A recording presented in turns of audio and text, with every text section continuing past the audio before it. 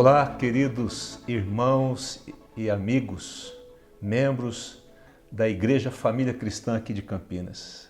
Estou muito feliz, mais uma vez, de poder ministrar uma palavra de Deus ao seu coração.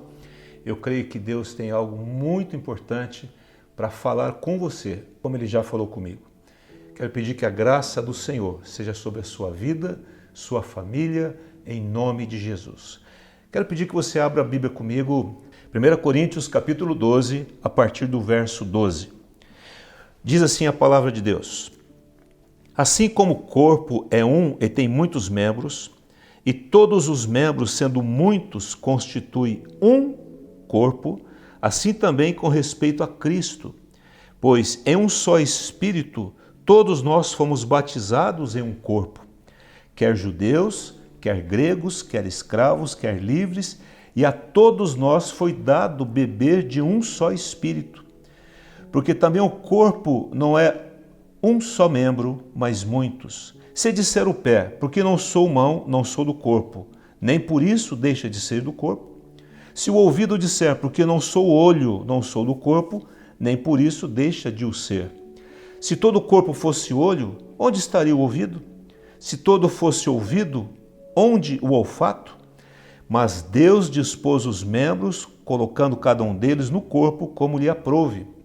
Se todos, porém, fosse um só membro, onde estaria o corpo? O certo é que há muitos membros, mas um só corpo. Não podem os olhos dizer à mão, não precisamos de ti, nem ainda a cabeça aos pés, não preciso de vós. Pelo contrário, os membros do corpo que parecem ser mais fracos são necessários. E os que parecem menos dignos no corpo, a esses damos muito maior honra. Também os que de nós não são decorosos, revestimos de especial honra.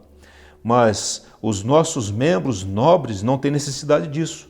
Contudo, Deus coordenou o corpo, concedendo muito mais honra àquilo que menos tinha, para que não haja divisão no corpo. Pelo contrário, cooperem os membros de igual cuidado em favor uns dos outros.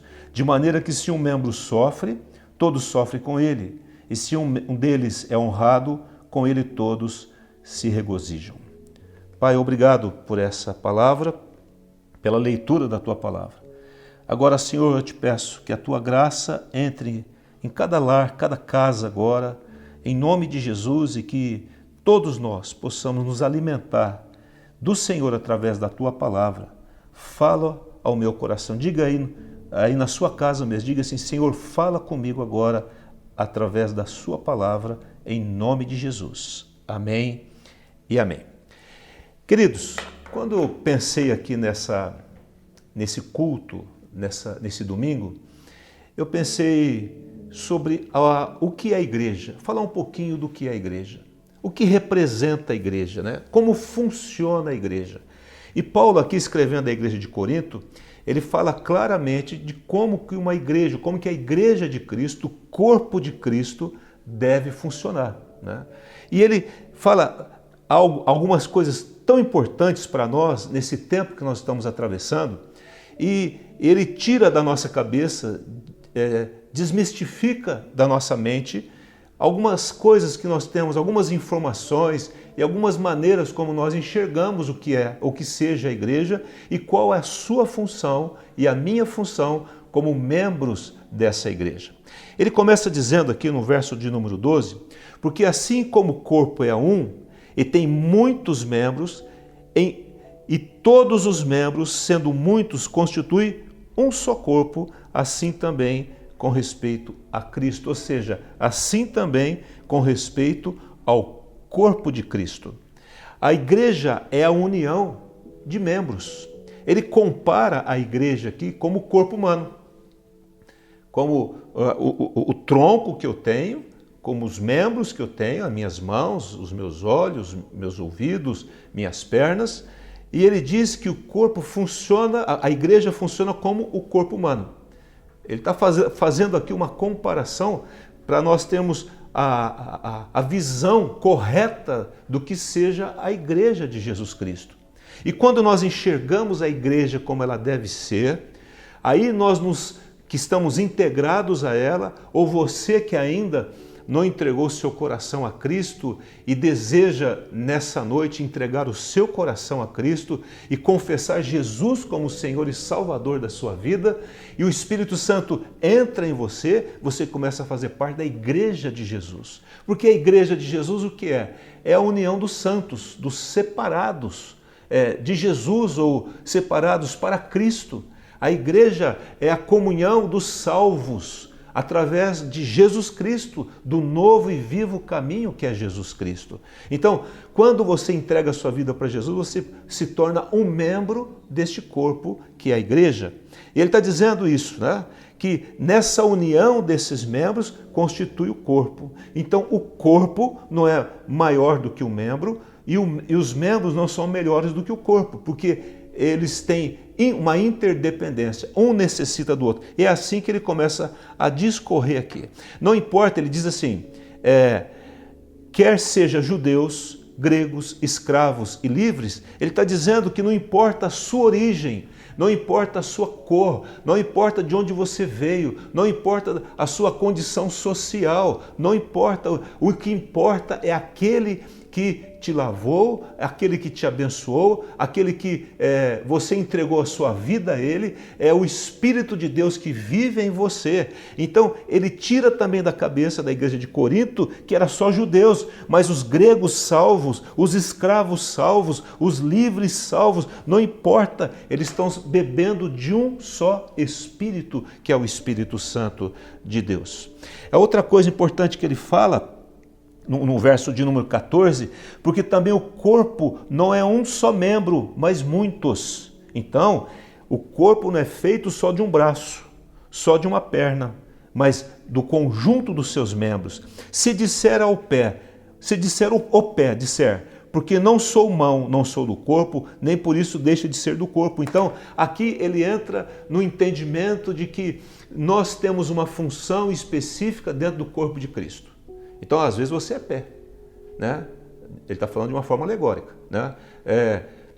Você é pé, ou você é mão, né? Ou você é o olho, ou você é o ouvido, dependendo do dom que Deus te deu e da habilidade que Ele te deu. Tem gente que tem mais facilidade para ouvir, são os pastores da igreja, pessoas que não têm problema em ouvir, eles ouvem mais e falam menos, né? Mas daqui a pouco tem gente que gosta de ir, são os evangelistas, eles não param, eles querem ir, eles querem falar do amor de Cristo. Tem gente que quer braço, quer ajudar, quer fazer, quer abraçar, quer atrair. Tem gente que é olho, o profeta, ele está enxergando, está antenado. Então cada um tem uma função dentro do corpo de Cristo e independe a sua origem, né? Ele diz assim, olha, não tente ser aquilo que você não é, né? Aqui ele acaba com a crise de identidade ministerial, né? Eu estou à igreja, eu quero fazer uma coisa para o qual Deus não me constituiu, não é minha função. E aí começam a ter as crises. É gente que quer ir para o louvor sem ter o equipamento necessário de voz ou de dom para ir, mas ele tem outros dons para serem manifestos na igreja. É gente que quer evangelizar nas ruas, mas ele não é uma pessoa que tem um carisma para fazer esse tipo de coisa. Então, cada um tem a sua função dentro do corpo de Cristo e eu tenho que me entender. E há aqueles que dizem assim, mas se eu não fizer isso, eu não pertenço ao corpo, né? Eu quero ser uma pessoa que ajude na igreja, mas eu não tenho habilidade, então eu estou fora do corpo. Não, ele está dizendo não, você tem uma habilidade, você tem uma função, você tem um dom e Deus te chamou para cooperar no corpo. Ele continua dizendo, versículo 16, presta atenção aí, versículo 16, se o ouvido disser, porque não sou olho, não sou do corpo, nem por isso deixa de ser. Aí ele diz assim no 17, se todo o corpo fosse olho, onde estaria o ouvido? Se todo fosse ouvido, onde estaria o olfato? Então, se eu não tenho mão, eu não trago a comida para a boca. Não adianta eu querer viver um ministério isolado, não existe isso, né? Os pés é que levam o corpo, as mãos é que alimentam o corpo e defende o corpo. Os olhos, só eles podem enxergar. E você, com certeza, foi chamado com uma dessas funções. Versículo 18, ele diz assim, mas Deus dispôs, quem dispôs? O próprio Deus, os membros, colocando cada um deles no corpo como lhe aprouve, como é da sua vontade. Não vamos ficar brigando com Deus. Não vamos querer ser aquilo que nós não somos e também não vamos nos excluir, dizendo que eu não pertenço ao corpo, né? É porque você não está exercendo aquilo que você gostaria de fazer. Então ele está dizendo, Deus dispôs os membros, aceite aquilo que a sua habilidade, aceite aquilo que você é e deixe o Espírito Santo te usar com poder e graça. 19, versículo 19. Se todos, porém, fosse um membro, onde estaria o corpo? Quer dizer, se todo mundo quisesse ser um profeta na igreja, onde estariam os pastores? Se todos querem ser pastores, onde estaria o mestre, aquele que ensina? Onde estaria? E ele aqui, daqui a pouco ele vai entrar nos dons, né? Se todo mundo tivesse o dom de cura, onde estaria aquele que tem o dom de discernimento de espírito? É isso que ele está dizendo. Se todo mundo tivesse o dom de discernimento de espírito, onde estaria aquele que tem a palavra de conhecimento, ou fé, ou outra coisa, né? Aí no versículo 20, ele diz assim, o certo é que há muitos membros, mas um só corpo. Não podem os olhos dizer à mão, não precisamos de ti. Nem ainda a cabeça aos pés, não preciso de vós. Ora, gente, a cabeça não anda sozinha, ela precisa dos pés, né? É isso que ele está dizendo aqui. Um membro não age independentemente do outro, né? Então, há muitos membros, mas um só corpo. E ele está dizendo, se eu estou com um problema no olho, quem vai colocar remédio no meu olho? A minha mão. Então, eu queria que você entendesse isso, né? Você foi chamado para Deus para uma função. Quem sabe você é olho, mas você não é olho, mas você é mão. E não vão ficar brigando por causa disso. O que nós vamos fazer? É fazer a vontade de Deus e ocupar o nosso espaço dentro da igreja de Jesus. Versículo 21. Não podem os olhos dizer à mão, não precisamos de ti, nem ainda a cabeça aos pés, não preciso de vós. Versículo 22. Pelo contrário, os membros do corpo que parecem ser mais fracos são necessários. E os que parecem ser menos dignos no corpo, a estes damos muito maior honra. Também os que em nós não são decorosos, revestimos de especial honra. Mas os nossos membros nobres não têm necessidade disso.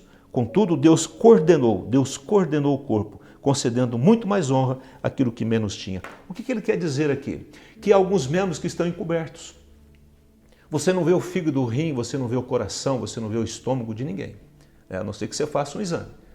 Mas ele não aparece. Mas o que aparece? É o nosso rosto, os nossos olhos, nossos ouvidos, a nossa boca, mãos. E às vezes nós somos elogiados por aqueles membros que ele chama aqui de membros nobres, que são os membros que mais aparecem. Mas Deus falou assim, eu revesti de maior honra aqueles membros que menos aparecem. Está falando do corpo físico por enquanto. Agora, como que é isso na igreja? Às vezes, a pessoa que mais aparece na frente é o pastor pregando, ou é a pessoa dirigindo louvor, ou a pessoa cantando, é o que nos atrai. São os mais aparentes, que ele chama de membros nobres. Mas Deus está dizendo, aqueles que estão por detrás, é a que eu estou revestindo de maior honra. Sabe, queridos, eu estou aqui à frente de uma câmera, mas por trás dessa câmera tem uma pessoa. E Deus está me dizendo aqui, está ensinando isso para todos nós. Ele está revestindo muitas vezes aquele que nem está aparecendo, mas que está manejando essa câmera, me honrando muito mais do que está me honrando que estou à frente da câmera. Você está entendendo? Às vezes, aquele irmão, aquela irmã, que ninguém viu, que está lá no canto orando, é aquela pessoa que vem de terça-feira de manhã orar, ninguém sabe, que vem num turno de oração, que basicamente poucos vêm, e aí, mas Deus está honrando essa pessoa. Não é pelo que se vê, é pelo que se faz e aquilo que tem importância diante de Deus. Está entendendo isso? Agora, para que isso? Versículo 25. Para que não haja divisão no corpo. Pelo contrário, cooperem. Diga comigo aí na sua casa, cooperar. Cooperem os membros com igual cuidado, não fazendo distinção, cuidando mais daquele que aparece e menos daquele que não aparece. Não, igual cuidado em favor uns dos outros. O que tem aqui? Tem três coisas. Primeiro ele está dizendo, sabe por que Deus está dizendo? Sabe por que eu coordeno o corpo dessa forma? Para que não haja divisão, para que um dependa do outro, para que um valorize o outro, para que um reconheça o outro no seu chamado de dom ministerial e nos dons do Espírito Santo. A outra coisa, para que eles cooperem, eu tenho que entender que eu preciso de cada um de vocês.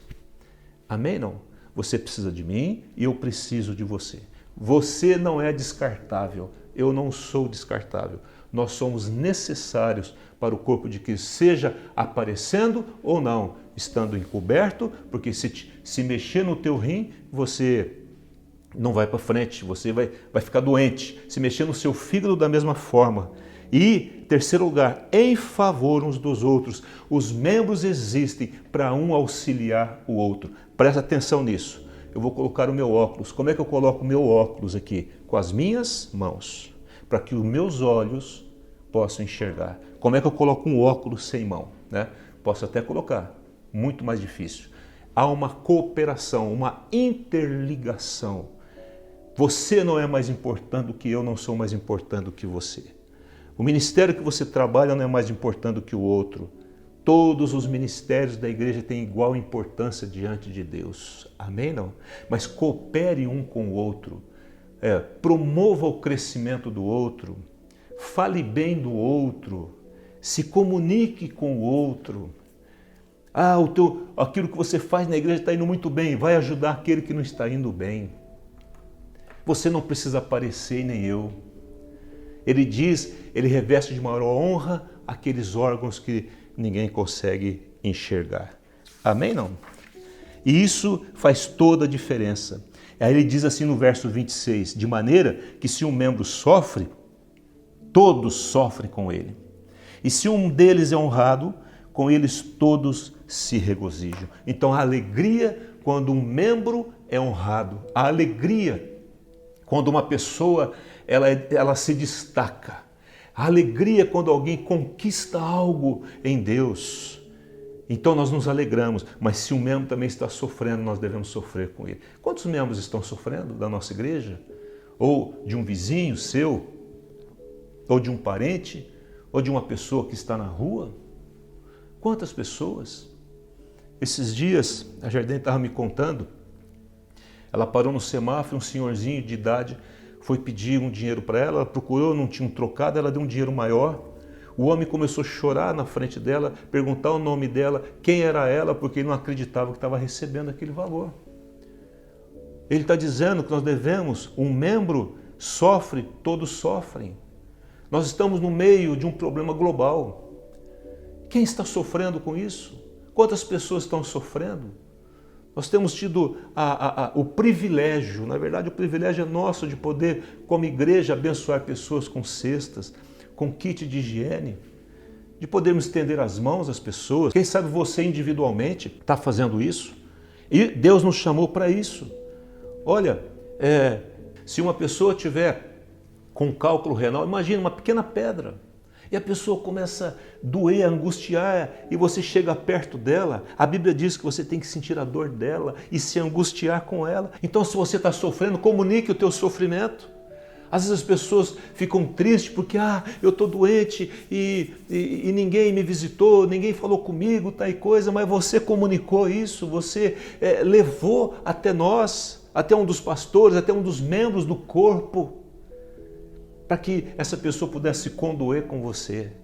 Nós somos membros do corpo. Não há como, gente, você ter um problema no dedo do pé, você pisar em alguma coisa, uma pedra, e o corpo todo não sofrer. É impossível, porque há uma interligação entre todos os membros. Um membro precisa do outro. Amém? Isto é igreja. Agora, nós estamos vivendo um tempo que nós estamos sendo provados. E eu falo que nós estamos sendo provados, basicamente, muitas provações, mas em duas coisas. Primeiro, eu e você estamos sendo provados na fé. A nossa fé está sendo provada. E não é só a sua e a minha, a fé do nosso país inteiro e das nações que estão sofrendo com essa situação.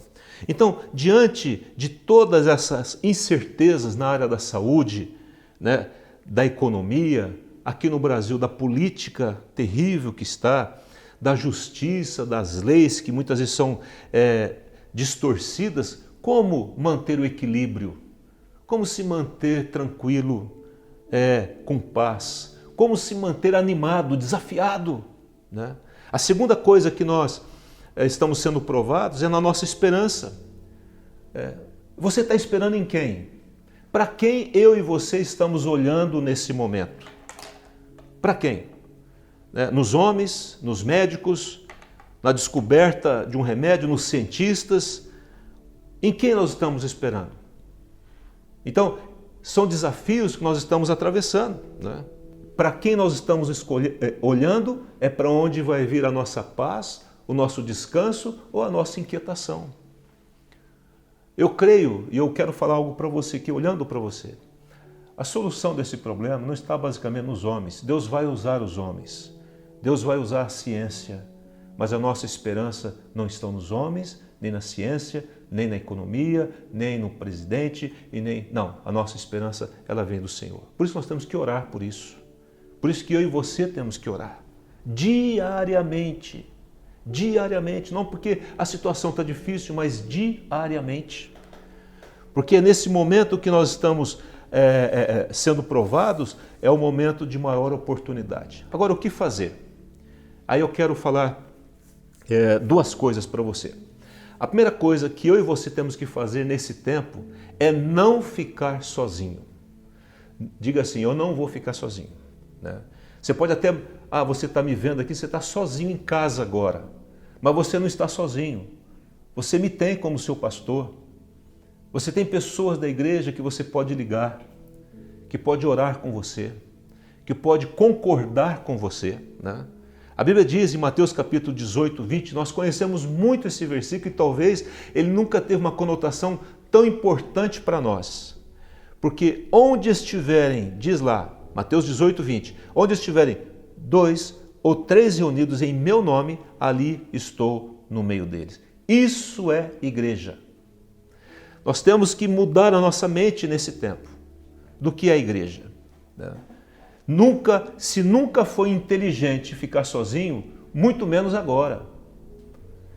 Se nunca foi sábio você andar sozinho, hoje é impossível vencer isso sozinho. Nós precisamos dos outros. Por isso que eu estou falando sobre o corpo de Cristo, sobre os membros da igreja.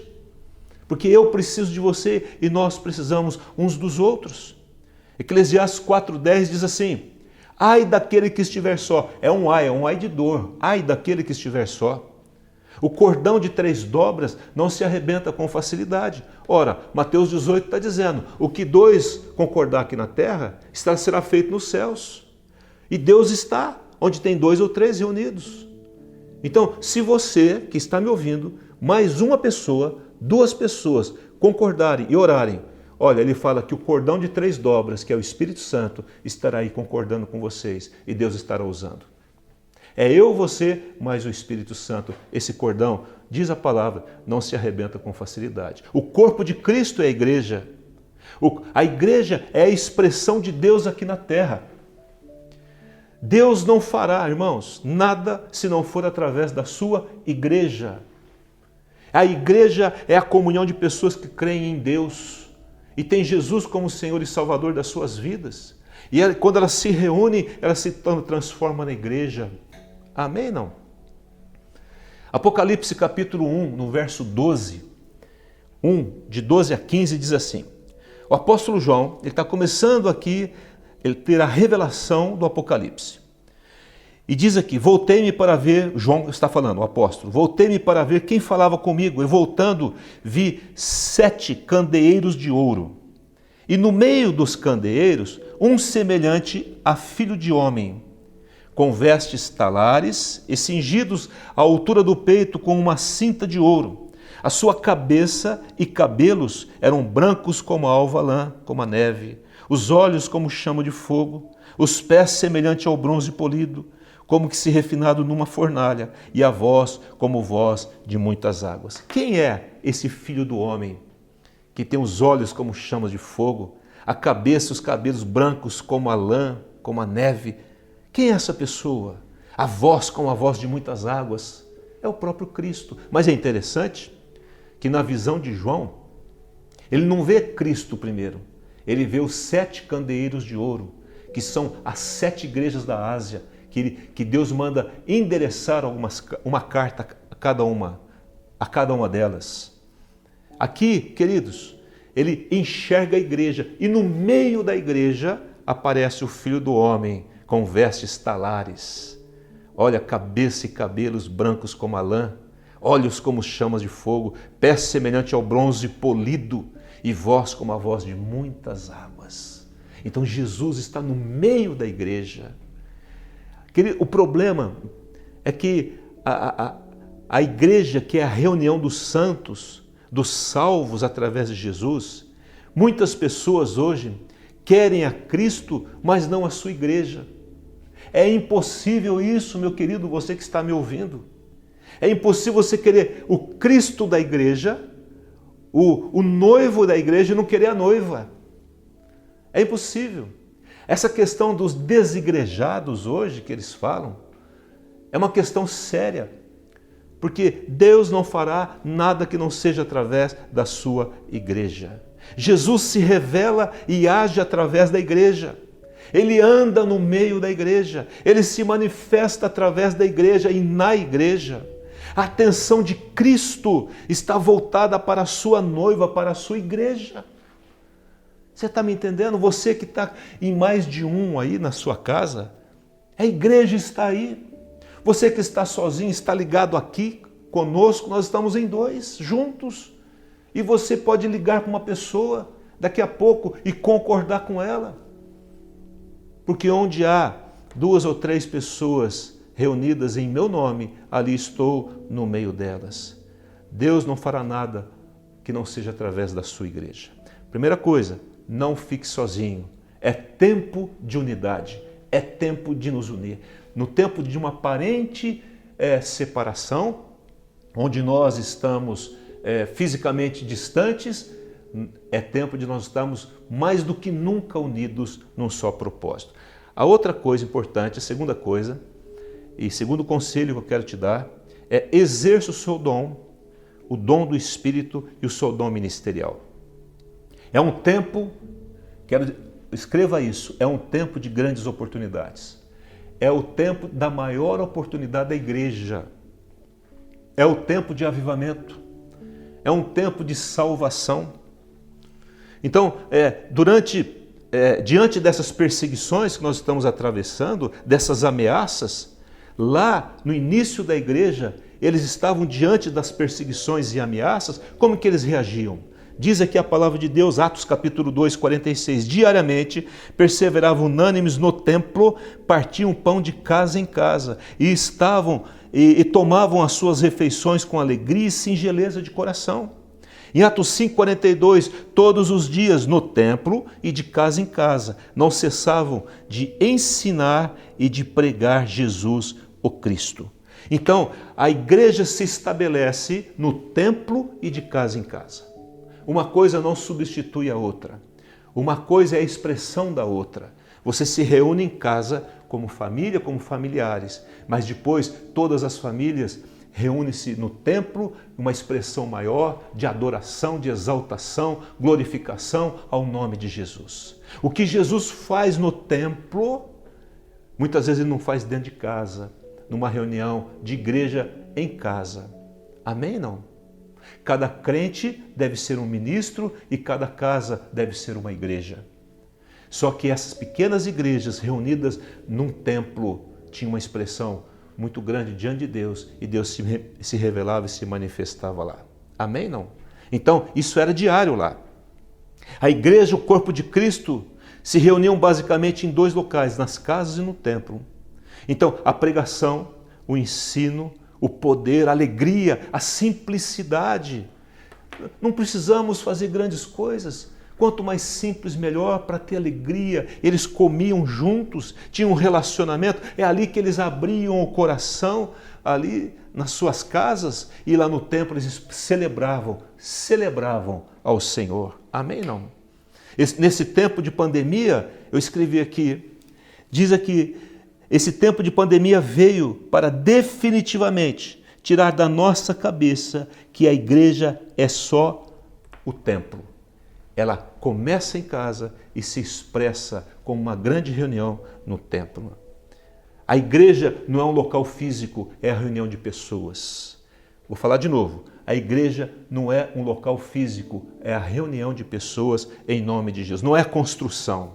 É onde duas ou mais pessoas se reúnem em nome de Jesus. Amém? Não? É ali que nós oramos, adoramos, glorificamos, é ali que nós somos curados, é ali que nós abrimos o coração. Por isso nós temos os pequenos grupos. Porque são as igrejas, algumas famílias que se reúnem nas casas, porque nós queremos repetir aquilo que era feito lá em Atos. Amém? Não? A palavra de Deus diz aqui, em Êxodo capítulo 12, lá no verso 4, né, quando na 10ª praga, nós já falamos sobre isso, quando eles falaram assim, cada um, a ordem de Deus através de Moisés era, cada um pegue um cordeiro e leve para sua casa, se o cordeiro for muito, chame os vizinhos, para que vocês comam junto com eles. Então é hora, queridos, de nós convidarmos os nossos vizinhos para entrar dentro da nossa casa, porque a nossa casa já é uma igreja. Então você vai chegar para o vizinho e falar assim, olha, nós vamos ter uma reunião lá na igreja. Mas onde que é a igreja? Aqui do lado, aqui, ó. É vizinho teu. Ah, mas eu achei. Não, começa aqui. Daqui a pouco nós estaremos reunindo novamente, como uma grande congregação aqui, né, na igreja, aqui no templo, como igreja, na reunião dos salvos. Mas é hora de você dividir o cordeiro com essas pessoas. Então ele falou assim, pega o cordeiro. Quem era o cordeiro? Jesus, simbolizava Jesus. Só que se o cordeiro fosse muito e você está cheio da presença de Deus, cheio de Jesus dentro da sua casa, divida o cordeiro com o seu vizinho. Chame ele para comer o cordeiro dentro da sua casa. Amém? É hora de nós falarmos do amor de Cristo. É a grande oportunidade que temos. É a grande oportunidade que nós temos de ministrar às pessoas os dons do Espírito Santo. Aqui no capítulo 12 de 1 Coríntios, um pouquinho antes, a partir do verso de número 7, ele diz assim, olha aí na tua Bíblia, 1 Coríntios 12, 7, a manifestação do Espírito é concedida, é dada, né, a cada um visando um fim proveitoso. Então, por que o Espírito se manifesta em mim, através de mim? Com um fim proveitoso. Tem que ter algo de bom para alguém. Tem que ter algum proveito, tem que ter algum resultado. Porque a um é dada mediante o Espírito, a palavra de sabedoria é um dom. A outro, segundo o mesmo Espírito, a palavra de conhecimento. A outro, no mesmo Espírito, fé. A outro, no mesmo Espírito, dons de curar. A outro, operações de milagres. A outro, profecia. A outro, discernimento de espíritos. A um, variedade de línguas. E a outro, capacidade para interpretar. Está falando de 9 dons do Espírito. Existem outros na Bíblia, mas aqui ele está falando de 9. Então, nós somos corpo, nós somos membros do corpo com dons, para podermos expressar esses dons às pessoas. E as pessoas estão precisando disso. Quem sabe, dom da fé, ore com fé. Palavra de conhecimento, dê uma palavra do que a pessoa não pode falar, mas você está falando, você está sentindo isso. Conhecimento, né? Discernimento de espírito, olha, eu estou tendo um entendimento de que isso é o espírito maligno que está agindo. Espírito Santo está agindo. A alma do homem está agindo. E assim por diante, dons de língua, com interpretação e tudo mais. É a grande oportunidade que nós temos. Primeiro, de exercer os dons do Espírito dentro da nossa própria casa. Segundo, repartir o cordeiro com os nossos vizinhos e exercer o dom que Deus nos deu com os nossos vizinhos. E Deus te chamou para isso. Amém? Faça isso em nome de Jesus. Quero concluir, finalmente. Lá em 1 Pedro 2,9, diz assim, vós, porém, sois raça eleita, sacerdócio real. Lá em Apocalipse 1,6 diz assim, nos constituiu reino, sacerdotes para o nosso Deus e Pai. Você é um sacerdote de Deus. Deus te chamou para oficiar ao povo e a Deus. O que era o sacerdote? O que era Arão, né, e os seus filhos lá no tempo de Moisés? Eram aqueles que pegavam a causa do povo, levava a Deus, e pegava a voz de Deus, levava ao povo. Agora nós temos Jesus que faz essa intermediação entre nós e o Pai. E nós somos sacerdotes. Eu não preciso ir mais lá no sumo. O sumo sacerdote nosso é Jesus Cristo. Estamos, através de Jesus, com o Pai. Então, Deus te deu essa autoridade. E é interessante que lá em Números 16 acontece um fato, eu quero encerrar com isso. Presta atenção agora. Quero encerrar com isso, para você guardar isso no seu coração. O que aconteceu ali é que houve uma rebelião lá em Israel, naquele tempo, e Coré, Datã e Abirão se voltam contra Moisés e Arão. Então presta atenção. E aí o povo murmura, e por causa do levante contra a autoridade, por isso que eu falei no culto da semana passada, Romanos 13, cuidado para você se levantar contra a autoridade, falar mal de autoridade, entregue isso diante de Deus. Você não precisa aceitá-la, mas você tem que respeitá-la. E eles aqui desrespeitaram a autoridade de Moisés a Arão, e Deus enviou uma praga no meio do povo. O que eu disse aqui? Uma praga. O que nós estamos vivendo? Uma praga. E essa praga começou a dizimar as pessoas. Então, o que Moisés fez? Números 16, 46. Guarda aí, depois você lê. Disse Moisés a Arão: toma o teu incensário. Presta atenção, incensário. Incensário fala de oração. Intercessão. Põe nele fogo do altar. Deita incenso sobre ele. Vai depressa à congregação e faz expiação, ou seja, reconciliação entre o povo e Deus. Cobre o pecado do povo, porque grande indignação saiu de diante do Senhor. Já começou o quê? A praga. Tomou Arão, como Moisés lhe falara, correu ao meio da congregação, eis que a praga já havia começado entre o povo. Colocou incenso nele e fez expiação pelo povo. Versículo 48 diz assim: pôs-se em pé, Arão colocou em pé entre os mortos e os vivos e cessou a praga. Olha só o que está acontecendo aqui.